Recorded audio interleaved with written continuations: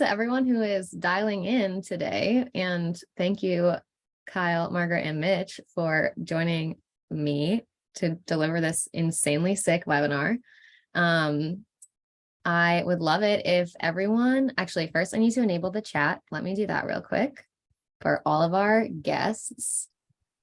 All right, attendees, please, if you could share your name, your location, and the last piece of content that you produced. Let's get it going. I'll drop something in the chat. My name is Chantal. I'm in New York. And what is the last piece of content that I produced?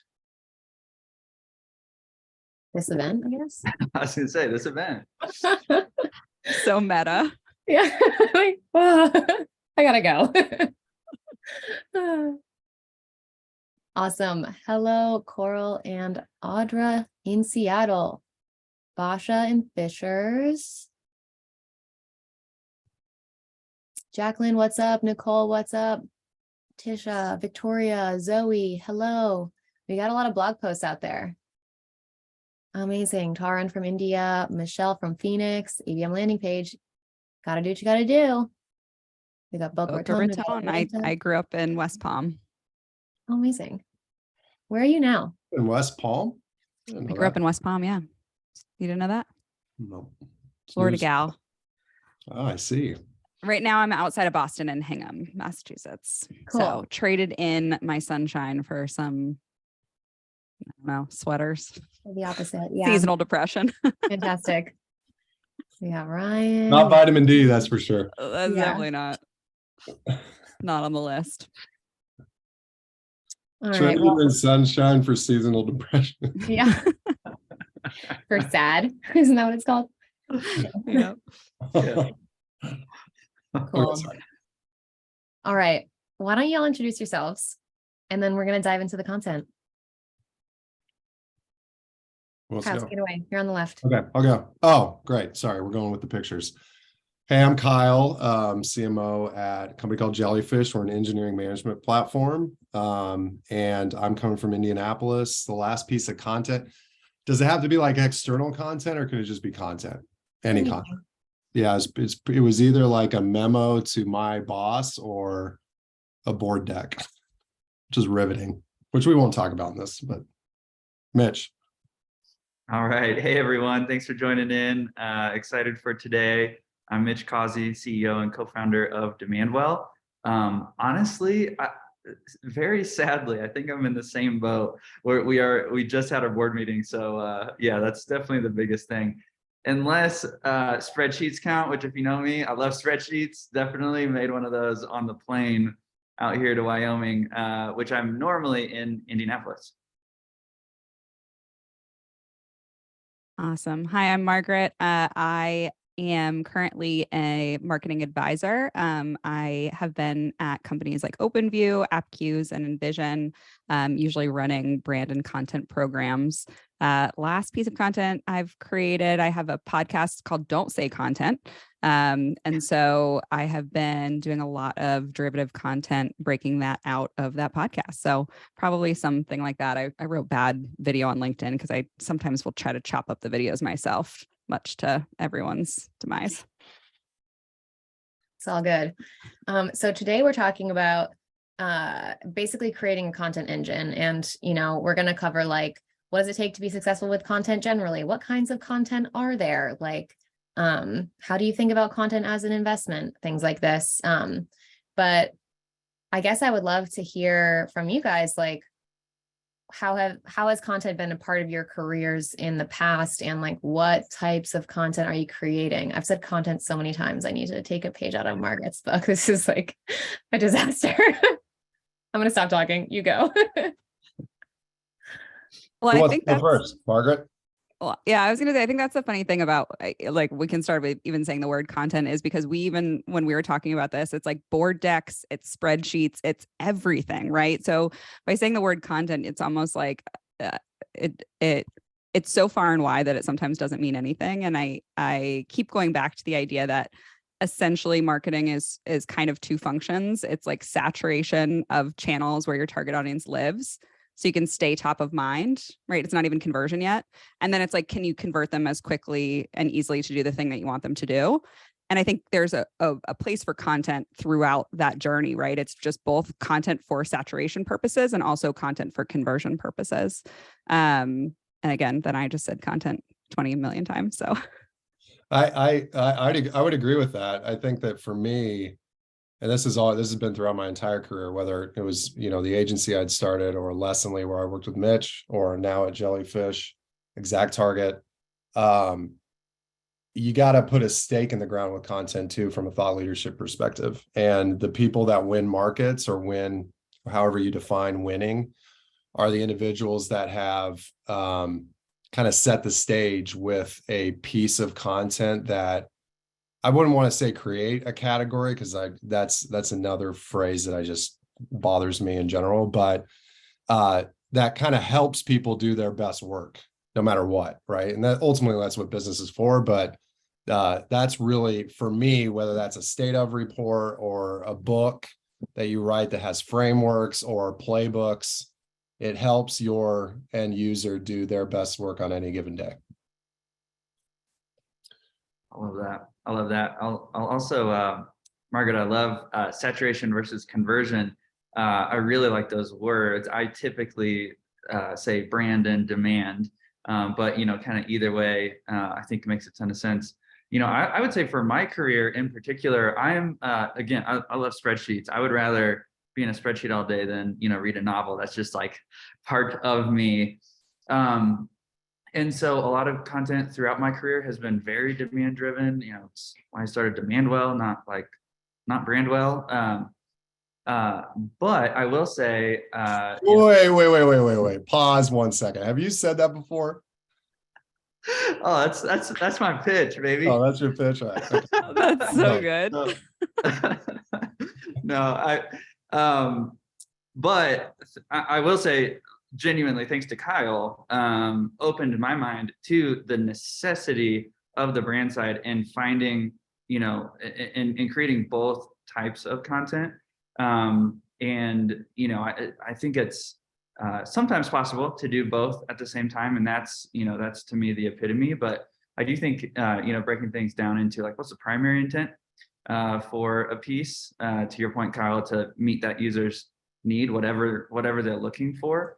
I feel like I'm rambling now, so I'll be quiet, but those are my thoughts. Yeah, I think we can riff on this for probably a long time, actually, like the different intents of content. Is it brand? Is it demand? Is it saturation? Is it conversion? And one thing we talked about in the past is like for any purpose, basically, you kind of do have to get an engine going. You have to get a lot of content created to either like know if it's going to work, first of all, but also to like get it to work. So I'd love to get your guys' take on that. Like if you have experiences from your career or how you're thinking about that today, take it away. I mean, Margaret and I can both attest to this, the content engine that was at OpenView, because we both were working there. And I've always struggled with this idea that you have to have quality and quantity. I mean, there's really no way around it, right? And that's kind of what Margaret was speaking to with saturation. So, and that's what makes it so difficult to build a great content engine, is that you have to have both from a thought leadership perspective, a competitive perspective, and SEO. But for me, you have the tactical side of the content that you're writing, and you also have the qualitative, which is more about leadership and brand. But it's finding that line with resourcing a content engine and actually driving the quality of the content, which I think is the hardest part. And I'm not sure if I directly answered your question, but for me, that is where rubber meets the road, is how do you resource something appropriately, and how do you make sure it's the quality that you need to hit the goals that you want. Yeah, to your point, Kyle, about the quantity too, I think like with quantity comes enough data points around experimentation that your quality will get better. Yep. So you almost have to start with quantity and then I mean, it has to probably pass a certain quality bar, but your quality bar will only increase based on the velocity and speed in which you have your experiments, which is where the quantity piece comes in. So it's not even quantity for quantity's sake. It's like quantity for learning's sake. And the person that outproduces is going to be the person that has more experiments and is going to be the one that understands what's working better and will get marginally better or exponentially better over time. Yeah, I love that. And I was thinking about this topic earlier, and it was kind of landed on, I feel like quality is subjective. It is, it has been, it always will be. Your bar is your bar. Sometimes it's higher than someone else's. Sometimes it's lower than someone else's, but it's your bar. It's your company's bar. And, that is subjective. There is not, there's, I'm sure there's some objectivity to it, like use correct grammar, but it's pretty subjective. On the quantity side, I think there's some subjectivity to that, but and I know this is not about SEO content, but specifically in the world of SEO, it is an objective number because you need to be creating more than what your competition is creating. Kind of just blanket statement. I believe to be true. So that might be part of it too, that I think people get hung up on, like, okay, well, quantity, how would you even define it? Do I need to do 1 a week or 5 a week or 10 a week? It's like, well, you need to be doing at least more than what your competition is doing. And so, if I were, anyone on the call, I would be taking a look at what is your competition actually doing? What are they producing? How often? What is their level of quality? Try to beat them on both fronts. But definitely at least be, beating them on quantity and use that as your bar rather than just kind of pulling a number out of thin air. Yeah, I mean, my best example was at Lessonly, where we had the highest quality of a podcast called Practice. We had a video series with Max, our CEO. We had a beautiful book. And the video series and the podcast, I would argue, didn't work, or didn't reach the objective because there wasn't enough of it. Like, we produced, I can't remember how many episodes. We produced a small amount of episodes. They were the highest quality, best, and it just didn't. There wasn't a certain point in time where we thought, oh yeah, this is growing. Like, it was, you did 6 episodes and it kind of lived on the internet, and we didn't, there's also the publishing of it and the promotion of it, but if you have an idea, you got to keep rolling with it. And we can give multiple examples of pieces of content that have done that well. We did it well at Leslie with search, right? 'Cause search drove a lot of our revenue, but that's just the one thing I point out, which I wish we would have spent more time and energy producing more of it, because I think it would have worked in the long run. One thing that I think is a theme that's kind of like weaving its way through a lot of what you guys just said is that you need to create volume so that you can iterate, basically. And I think that's like super true when you're talking about brand stuff. And it actually also is true about SEO. And I don't think a lot of people realize that, but like, you don't ever really know what's going to hit. Just like you don't really necessarily know what your most popular podcast is going to be until you get it out into the world, and then you see what it is, and then you do more of that. It's like, in all of these cases, you need quality so that you can get a better, or quantity, so that you can get a better understanding of like what the audience is actually, what's resonating with people and what's working. Oh yeah. Like that 80-20 rule shows up so much, I feel like, when you start producing quantity at scale, and you never know what it's going to be. You never know what the post is going to be. And you kind of hope that it's a good middle bottom of the funnel post, but sometimes it's a super stupid top of funnel post. So you're like, a lot of traffic coming in. We killed it on this one. But I think that's another tick in for quantity, as you have more at bats to kind of build that 80-20 rule. Mm-hmm. Totally. We have a question that I want to surface to y'all in the Q&A. Everyone, feel free to drop more of these in if you have them. Something that is challenging for my company as a small under 200 consulting firm is being able to be reactive to top of mind topics when we've built evergreen thought leadership around practices. Any advice for how to have that reactive agile aspect to your content engine? Yeah, I think I always think about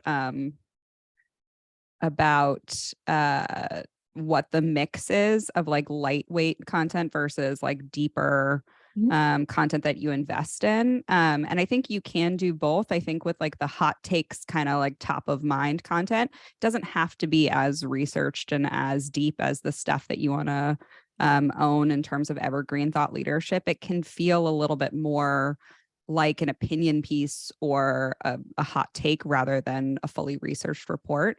Because it's all, I mean, again, this is all made up. So just like I would try that out for a little while and see if those hot takes resonate. It could be that your audience doesn't care about topical hot takes from you and they only want the deeper research stuff. That goes back to like understanding your own advisory practice brand and what you want to be known for. I would spend the time making sure you know who the person is that's going to be publishing the hot takes. First off, this is more internal. And having the conversation with that person, if it's you, if it's the CEO, if it's another exec, if it's somebody else, having the conversation around what they are comfortable with saying, how you would say it, and what the service level agreement is with them to get their approval. Because where I see it break down is when that conversation hasn't been had, and then it takes a week to get somebody to feel comfortable with doing a hot take. And Yeah, then, then it's not then hot it's not a anymore. hot take anymore. Yeah. And that's like half the battle. And then you just got to produce the content, of course. Yeah, I would also just add like not chasing the tail of every headline and focusing on ones that are most relevant to you. You know, like I feel like what last year or 2 years ago, you know, crypto was every headline, and you know we never talked about it at all because it's not relevant to our business.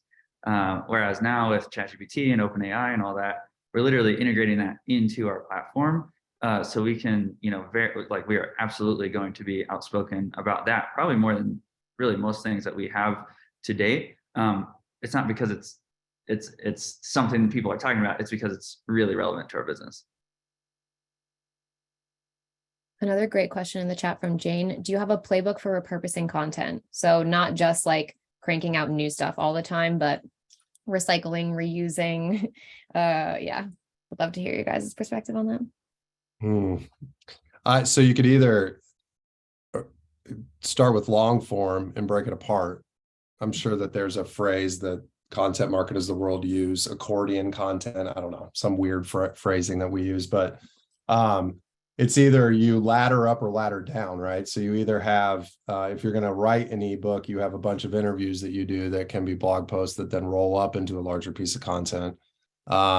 If you have a podcast that you're doing, and Margaret does this well, where you have certain points in time that you can use as snippets that can be used for social sharing and stuff like that. So for me, the reuse is more about how are you planning it ahead of time, so that if you have a ebook that you want to do and you have 10 customers that can speak to the 10 sections of the ebook, you've got 10 customer interviews that could be case studies. You have 10 customer interviews that could be long form pieces of content on the blog that then roll up into the ebook. That's how I've always thought about the reuse of it. Yeah. And I'll say that the more like multidimensional the first content is, the easier it is to actually break it that other way. So what I mean by that is like video content is the easiest to repurpose into audio content, podcasts, right? Other smaller clips of video, transcribe it and then get it into written format. It's harder to do written stuff up and repurpose it up. So I'd say right now, my advice for like a modern content practice would be to start with video content, and then you can repurpose it downstream. You can then package it up, to your point, Kyle, into an ebook or into a whatever. But I would say it's much harder to do written into different formats than it is to do like video into different formats. That's such an amazing point. And this question and also the previous question kind of to me almost seem like they're just planning problems. So like if you plan to create a video at the beginning of the quarter and you know that you're going to have all these assets out of it at the end of the quarter, and you also build in like a free week to write something hot, like, or you're going to write 10 pieces and only 9 of them are planned or something, like sort of a planning issue. We have I another 100% have just felt my age. talking about ebooks. Good Lord. So white paper, Kyle. Yeah, white paper. Oh, you all don't do white papers anymore? I don't know why The was it ever one-sheeter. called a white paper? That doesn't make any sense. Consulting. where that Pretty word sure that came came from. from consulting practices, but Okay. As if you would print it on a different color paper, you know? Right. Yeah, versus Yeah, blue. really into blue papers. Yeah. Yeah. Victoria, you and I are on the same page. We do have another question. Can you guys see the chat, by the way, or the Q&A? I don't need to necessarily read it, but the question is, how do you think about developing content strategy in an early stage startup environment where the possibility of a pivot is always there and product priorities and roadmap might change within 2 quarters? Great question. So I think here, it depends on what you want your content to do too, right? Like if we're talking about just saturation, like the brand aspect of it, try to make sure that your company's values, brand pillars are like anchored to the highest thing that you might pivot around, right?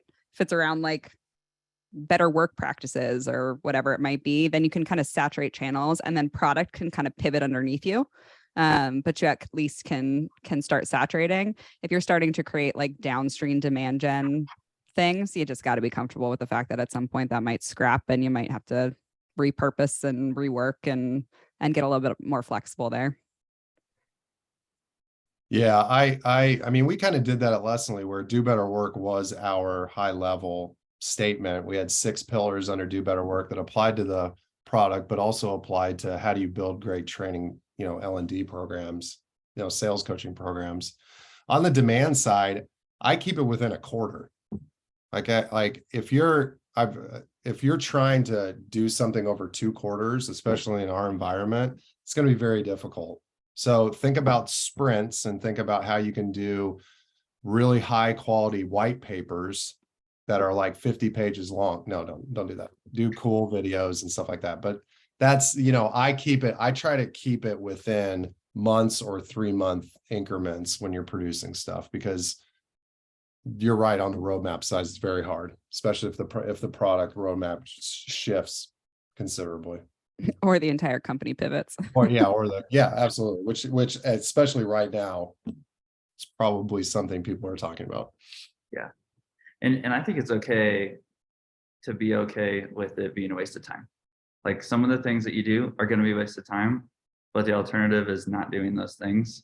And like we talked about earlier, like just getting something out the door, you're going to learn, you're going to grow. I actually just watched this YouTube video content. There's this artist named Jazza, Jazza, very entertaining guy. And he was doing this certain type of art, but he had never done it before. He was really nervous.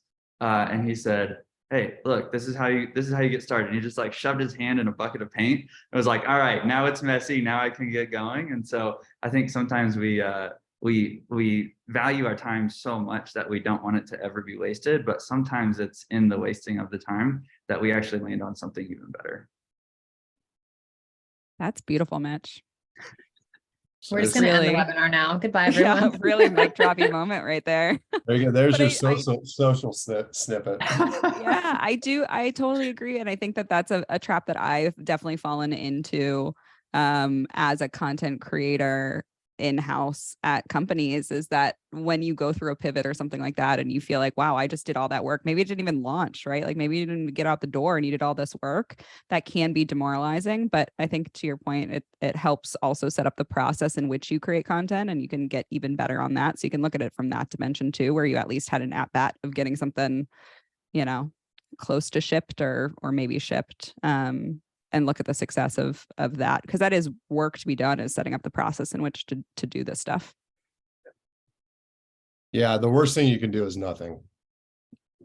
Honestly, I mean, you can plan all day long. I mean, Mitch knows, because he worked with me for a while, that I am the exact opposite of being mindful and planful. Like I'll ship all day long, and hopefully things work out. But that's like, that's why I mentioned like the sprint mentality, or where it's short time frames instead of really long ones, because it's continuous rapid improvement, which I learned at OpenView actually through from the founder there. And that's the most important thing to do constantly, whether you're testing a piece of content or you're shipping it.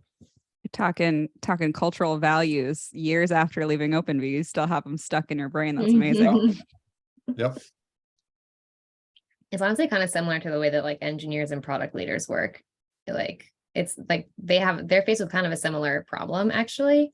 But anyway, to your point, Kyle, about like shipping it before it's ready, the worst thing to do is nothing.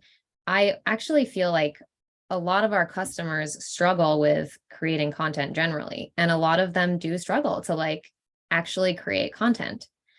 And so I would love to get all of your perspectives on why you see that happening in organizations and what people can do to kind of get over the hump, like get it going.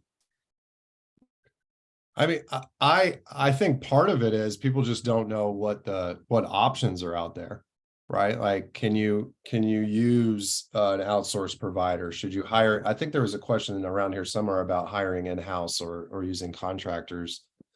For me, if the budget, if you're resource constrained, then contractors are a great option. I've been in lucky situations where most of content production was done in-house, both at Lessonly and Seismic and even OpenView. Jellyfish, we're talking about how do we scale it with contractors, right?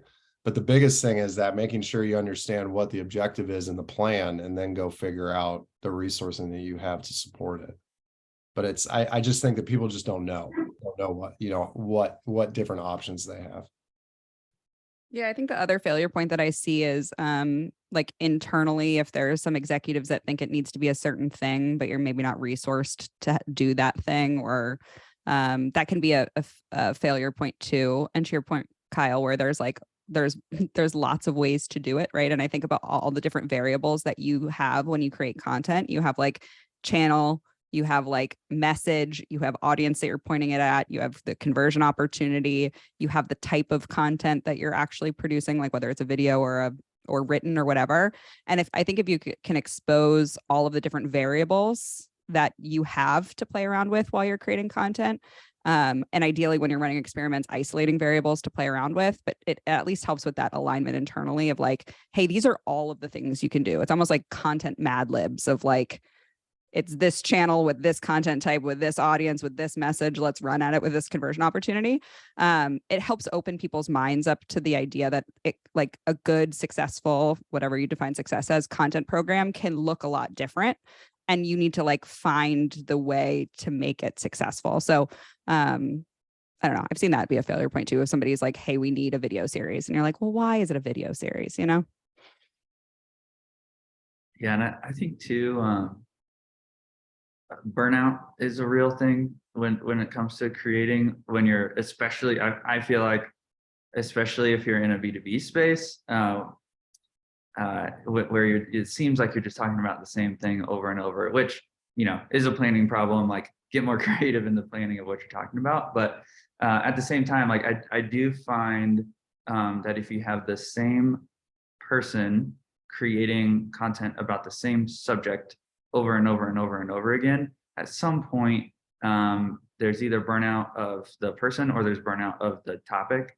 And so that's always been a reason why I've always tried to at least have some third parties involved, whether it's, a contractor or it's, I'm seeing lack of subject matter expertise, and Jane said imposter syndrome.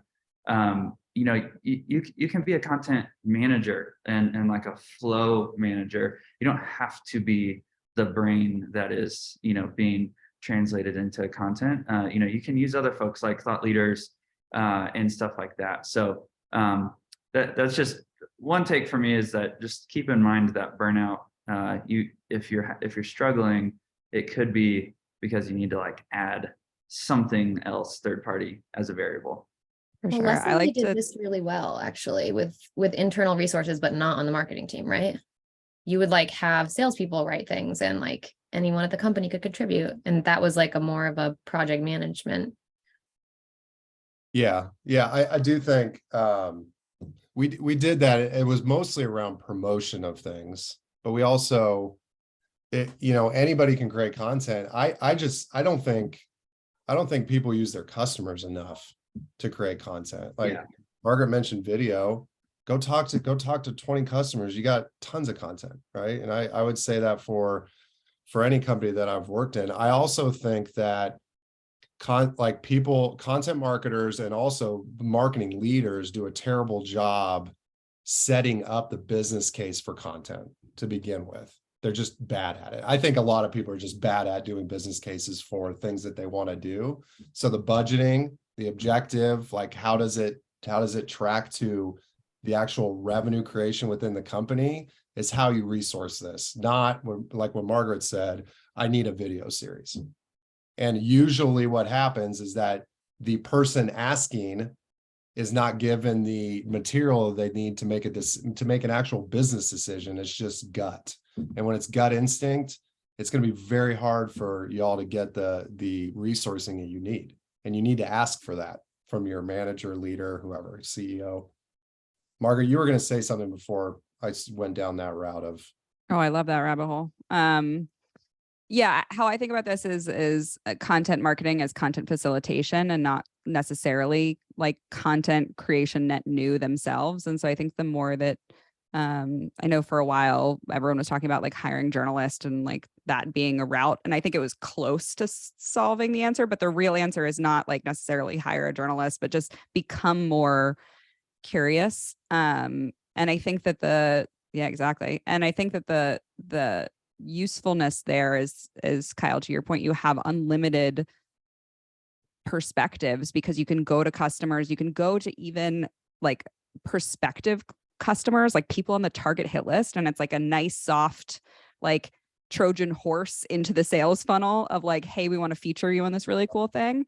And I think the more that you can set up a content program to be like that, not only are you have all these diverse perspectives, but you're also going to create content that's at the cusp of what's happening in that industry if you're B2B, because you're out there talking to the actual practitioners. And I think content marketing then can really be concerned about optimizing this for social or for search, and they can focus on distribution tactics and making it like the user experience of the content really fantastic. Rather than having to be the persona or the ICP or the thought leader themselves. And so I think that's a really powerful kind of transition in your own brain that you can do as a content person. I would love to transition to questions because we have a bunch that have kind of built up in the chat and then we have some in the Q&A window. Do you all want to kind of just take a look and then answer it as it? Yeah, I'll answer Eric's here. I'm very curious about the topic of getting the team on board. How do you make sure the whole team is on board? Eric, it has to connect to revenue. I mean, like seriously, if you want to have a seat at the table with the marketing leadership or at the executive leadership, you've got to track it to pipeline or revenue. I mean, that's my comments that I make to our content team. It's been what we talked about at Lessonly and at Seismic. Like that's how you can get somebody's attention. And then you got to deal with all their opinions on whether, this content's good or I don't agree with that. But that's part of the job. I think if there's maybe something around there, it's like activating or having an executive contribute. I think there's a world in which you need to think about executive content type fit. And it could be that you're forcing an executive to produce content in a format that they don't feel comfortable with, whether it's like they're not a good writer, so they don't want to write, or they don't feel comfortable on videos, so you're trying to get them to do a video, or they hate panels and you're trying to get them to do a panel or whatever it might be.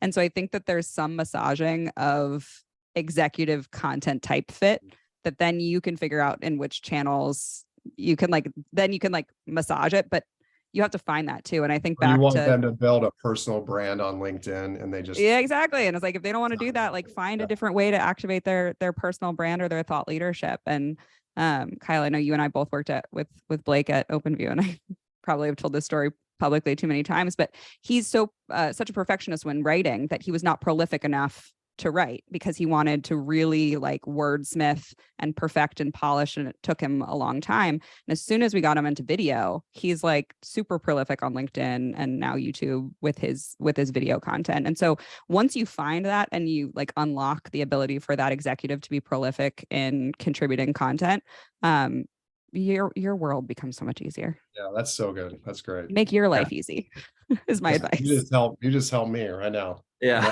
that's seriously so good. I also think it's interesting. So this topic actually goes both up and down in the org, depending on where you're sitting. Because I think, Kyle, you were kind of approaching it as, how do you get executives to buy in? My mind actually went the opposite way to say, if you hire really, really great creative folks, it might be difficult for them to find fulfillment in creating the type of content that's required at times and that kind of thing. And so I think one thing that I feel passionate about is making sure that that if you have like a creative writer on your team, that they know the why. And I think we got to a good place with that at Lessonly, where literally it was the person who was in charge of content that was creating the reporting of how the content was performing. I see a lot of folks where it's like the demand gen person is creating all the reports because they're the demand gen person. And so the content person is just kind of an observer of the reports.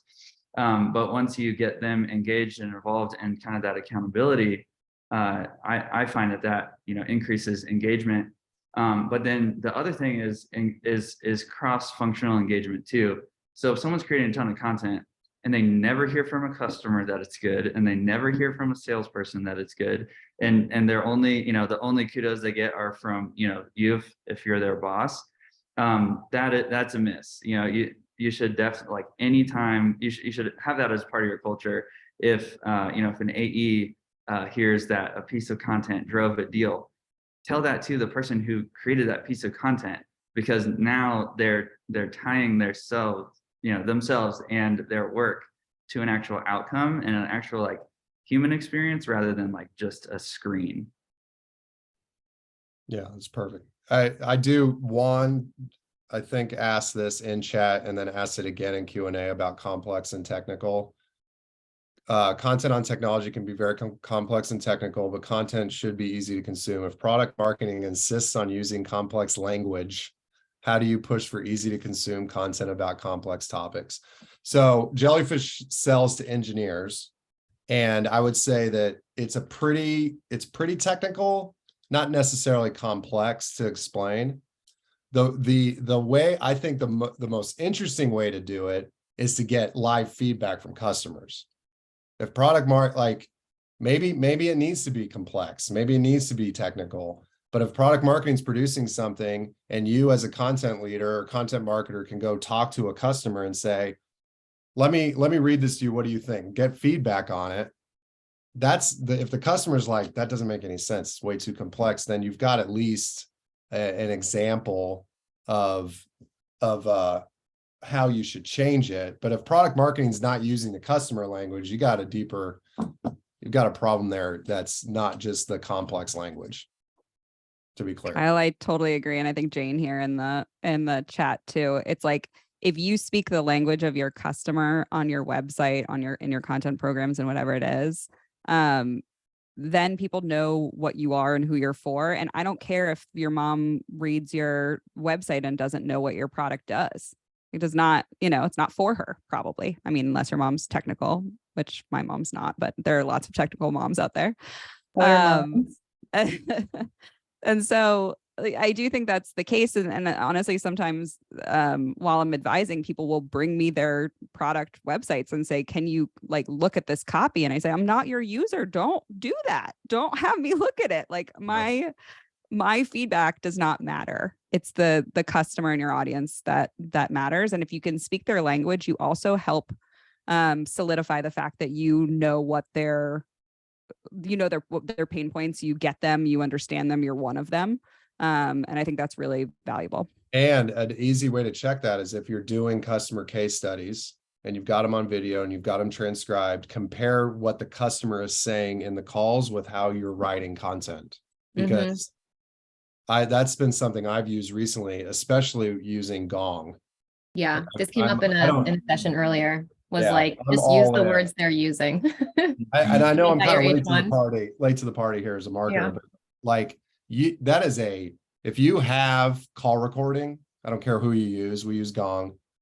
It is a gold mine for, especially if product marketing is not using it, you got another problem there, right? So great product marketers. You really have a bone to pick with product marketing today, Kyle. No, especially that question, because I've found that if there's issues with how content's being produced between like demand and product marketing and the voice of the customer, it's usually because the voice of there's no voice of the customer. They're not listening to the customer. They're in the weeds in their own crap and not thinking about the end user, which is a soapbox for me that I'm not going to get on right now because we don't have time, but. Yeah, we only have 2 more minutes. So maybe we can quickly answer the question about connecting content to revenue. Then we got to wrap. Mitch, Margaret, you want to? No, I'll let you take that one. I hate that idea. Oh, I'll say the very best that I've seen it was when we were at Lessonly. We used Visible to power that, and it was fantastic. You could see based on like where someone landed all the way through revenue in the pipe, and yeah, so that's how we would do reporting. We would literally look at what page did they land on, and then how did that flow through all the way from like a direct source, and then we would also had like an influence source number as well. But again, bringing that back to what I was sharing earlier, like that to me, it was like almost a visible shift in our content folks, that once they could start to see that, they were, gosh, so much more motivated and even inspired. Like I think they even had a better emotional response to their job when they knew that it was driving revenue, which I think is counterintuitive, because a lot of people, think, oh, I don't want to measure it because it's like the cold part of all of it. But it actually, in our experience, definitely was a positive. I know we got like 30 seconds and Margaret's just going to skewer me, but I think that 70% of your time and energy and budget should go towards content that generates revenue. Then you have the 30% that can be used for brand. And I don't care if you measure it, frankly, because that's where true creativity comes, but I'll stop. Oh, I won't skewer that. As long as you're giving me some percentage that we don't have to measure, I'm a happy camper. I think if we try to measure 100%, I want to put my head through a wall, but. Oh, totally. Yeah, never 100%. Yeah. Oh, amazing. Well, thank you all so much. And thanks to everyone who joined today. We do have one quick call to action, which is that we're starting a weekly workshop series called Sustainable Growth Weekly. I've said it like 5 times today and I can't get it right. And if you want to register, you can go to demandwell.com/SGW. Kyle, Margaret, Mitch, thank you so much. This was one of the more upbeat conversations of the day and it was super fun. Amazing energy in the chat. Thanks everyone for joining. Wait, Margaret and Kyle host a podcast? We might need to do that. I'm not against it. Please do. I got this sick podcast mic. Yeah. All right. All right. Bye, everybody. Thanks all. Have a good day.